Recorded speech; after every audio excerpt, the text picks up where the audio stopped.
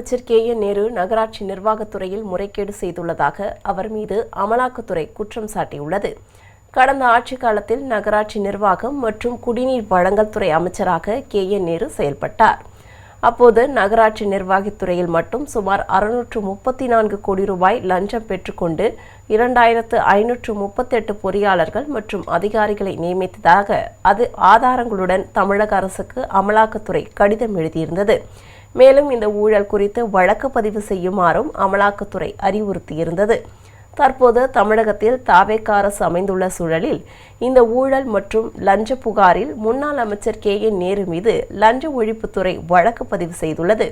இந்த வழக்கின் அடிப்படையில் கே.என். நேரு மீது அமலாக்கத்துறையும் விரைவில் வழக்கு பதிவு செய்ய வாய்ப்புள்ளதாக கூறப்படுகிறது.